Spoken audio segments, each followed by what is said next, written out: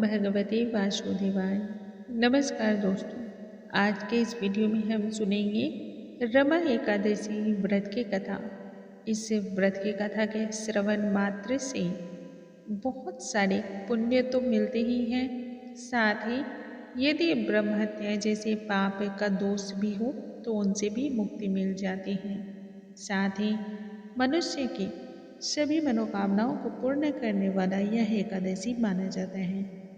कार्तिक मास के कृष्ण पक्ष में पड़ने वाली इस एकादशी को रमा एकादशी के व्रत के नाम से हम सभी जानते हैं।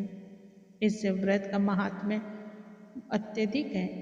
एकादशी का व्रत वैसे भी भगवान विष्णु को अत्यधिक प्रिय माना जाता है और जो भक्त एकादशी का व्रत करते हैं, उसकी कथाओं का श्रवण करते हैं, उन सभी पर भगवान श्री हरि के साथ ही माँ लक्ष्मी की भी आशीर्वाद की प्राप्ति होती है। आइए आज हम सुनेंगे रमा एकादशी के व्रत की कथा, जिसके श्रवण मात्र से ही हजारों अश्वमेघ यज्ञ करने के बराबर पुण्य फल की प्राप्ति होती है। सबसे पहले हम भगवान श्री गणेश का ध्यान करेंगे, जो कि हमारे प्रथम पूज्य देवता हैं, और उसके बाद कथा आरंभ करेंगे। श्री वक्रतुंड महाकाय सूर्यकोटि समप्रभा निर्विघ्नं कुरु मे देव सर्वकार्येषु सर्वदा। ओम नमो भगवते वासुदेवाय। पौराणिक काल की बात है, एक नगर में मुचुकुंद नाम का एक प्रतापी राजा राज्य करता था। अपनी प्रजा का भरपूर सेवा और ध्यान रखता था। उनकी प्रजा भी अपने राजा से अत्यधिक प्रसन्न रहती थी। उस राजा की एक पुत्री थी जिसका नाम चंद्रभागा था। जब पुत्री विवाह योग्य हुई तब राजा ने अपनी बेटी का विवाह राजा चंद्रसेन की बेटी शोभन के साथ तय कर दिया। शोभन एक समय भी बिना खाना खाए नहीं रह सकता था, उसे पीड़ा होने लगती थी। एक समय की बात है, शोभन कार्तिक मास के महीने में अपनी पत्नी के साथ ससुराल आया हुआ था। तभी यह रमा एकादशी का व्रत पड़ गया। चंद्रभागा के गृह राज्य में सभी एकादशी का व्रत पूर्ण नियम और विधि के अनुसार करते थे। मनुष्य तो मनुष्य, जानवर भी इस व्रत को धारण करते थे। जब व्रत पड़ गया और संपूर्ण राज्य में घोषणा करवा दी गई कि एकादशी का व्रत सभी को करना है, यह सुनते ही शोभन बहुत अधिक व्याकुल हो गया, क्योंकि मारे भूखे तो उसकी जान ही जाने लगती थी।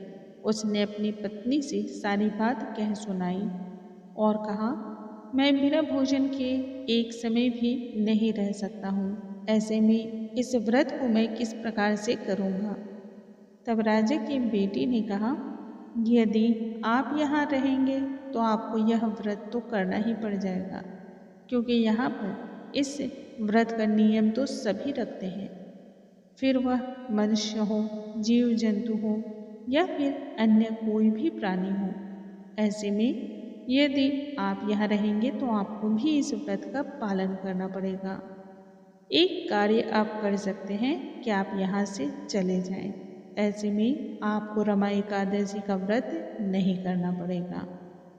तब शोभन इस बात से परेशान हो गया कि वह कैसे इस प्रकार का कार्य कर सकता है। अंत में उसने विचार किया कि वह भी रमा एकादशी का व्रत करेगा। आखिरकार शोभन को रमा एकादशी का उपवास रखना पड़ा, लेकिन पारण करने से पूर्व ही शोभन के लिए काल रात्रि आई और उसकी मृत्यु हो गई। चंद्रभागा के पति के साथ खुद को सती नहीं किया, अग्नि के हवाले नहीं किया, और पति की काम क्रिया के पश्चात वह अपने पिता के घर में ही जीवन यापन करने लगी। उधर एकादशी व्रत के पुण्य प्रभावों से शोभन को अगले जन्म में मंदराचल पर्वत पर आलीशान राज्य की प्राप्ति हुई। एक बार मुचुकुंदपुर के एक ब्राह्मण तीर्थ यात्रा करते हुए उस दिव्य नगर से होकर गुजर रहे थे। उन्होंने सिंहासन पर बैठे हुए शोभन को देखा और अपने जमाई को पहचान लिया। तत्क्षण ही वह ब्राह्मण शोभन के पास जा पहुँचे और शोभन ने भी उन्हें पहचान लिया। अपने आसन से उठकर उनके पास आया और प्रणाम करके कुशल क्षेम पूछा। तब ब्रह्म ने कहा कि राजा मुचुकुंद और आपकी पत्नी कुशल से हैं। नगर में भी सब प्रकार से सभी कुशल मंगल हैं, परंतु हे राजन, हमें अत्यधिक आश्चर्य हो रहा है। ऐसी नगरी जो ना कभी किसी ने देखा न सुना, वह आपको किस प्रकार से प्राप्त हुआ है। तब शोभन बोला, कार्तिक कृष्ण पक्ष की रमा एकादशी का व्रत करने से ही मुझे यह नगरी प्राप्त हुई है, परंतु यह अस्थिर है। यह स्थिर हो जाए ऐसा कोई उपाय कीजिए। तब ब्राह्मण देवता कहने लगे, हे राजन, यह स्थिर क्यों नहीं है और किस प्रकार से चिर स्थिर यह किया जा सकता है, आप वह बताइए। मैं जरूर वह उपाय करूँगा। मेरी इस बात को आप मिथ्या न समझें। शोभन ने तब इस पर कहा, मैंने जब रमा एकादशी का व्रत किया था, तब इस व्रत को करने में मेरी कोई भी श्रद्धा और भक्ति नहीं थी, अतः यह सब कुछ अस्थिर है। यदि आप मुचुकुंद की कन्या चंद्रभागा को सारा वृत्तांत कह दें तो यह हो सकता है कि अस्थिर हो जाए। ऐसा सुनकर उस श्रेष्ठ ब्राह्मण अपने नगर को लौट आया और चंद्रभागा से सारा वृत्तांत तब सुनाया। ब्राह्मण के इस प्रकार के वचन को सुनकर चंद्रभागा प्रसन्नता से फूली न समाई और वह कहने लगी, हे ब्राह्मण, यदि आपने सच में प्रत्यक्ष रूप से यह सभी चीजें देखी हैं तो मैं अपने पति को देखना चाहती हूँ। मुझे यह लालसा है, अतः मुझे उनके पास जाना है।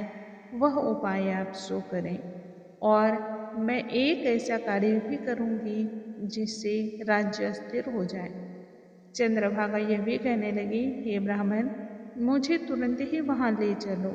इस बात पर वह ब्राह्मण देव चंद्रभागा को साथ लेकर मंदराचल पर्वत के ही समीप वामदेव ऋषि के आश्रम पर जा पहुंचा।